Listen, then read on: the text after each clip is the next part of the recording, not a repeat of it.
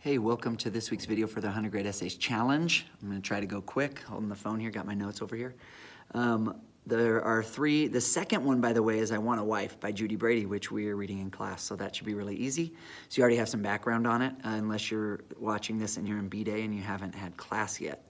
But written by Judy Brady, a feminist, about some feminist issues in the 70s. Kind of funny, but also kind of sad, really well done, and perfect for the context of the time. The third essay is The Nature of Scientific Reasoning. It was written in 1967 by Jacob Bronowski, and he talks about science as being creative imagination.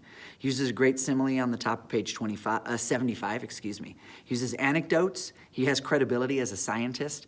And he has a great conclusion that summarizes his main idea in a really poetic way, if you want to see how he concludes that and see how effective it is. He also uses the word laconically, which is a great word. You can go look it up. There are some good questions afterwards.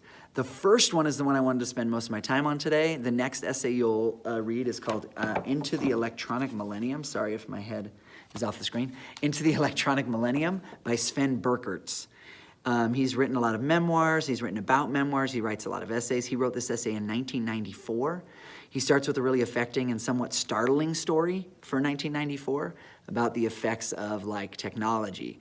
I found a lot of parallels with Fahrenheit 451 to this essay. He uses some great vocabulary, vestigial, atavistic, and I thought there was one more, evanescent. But what I loved is there's so many. This is kind of a masterpiece of an essay. It's one you want to slow down and read. This is what I wrote in my notes. Read it slowly, understand it, contemplate it. It takes effort, but it really peers into the future from 1994. There's a lot of stuff you're going to find that's like, whoa, weirdly prescient, just like Fahrenheit 451. He quotes others to further his argument, so he appeals to authority to actually show his credibility. He has a great paragraph 3 on page 62 is a really great paragraph. At the end of the full second paragraph on page 65, he has a great sentence. He has some footnotes that are really relevant and sad, and an incredible paragraph right in the middle of page 67 that starts with others might argue. I'm actually going to give you a 1-hour study challenge. Write a personal essay based off of question number 3, and then share your personal essay with a family member and discuss it. Okay, so write an essay based off of question number 3, share it with a family member and discuss it with them. Say, hey, read this. Let's talk a little bit about technology in 2019. Talk about Sven Berkertz Into the Electronic Millennium.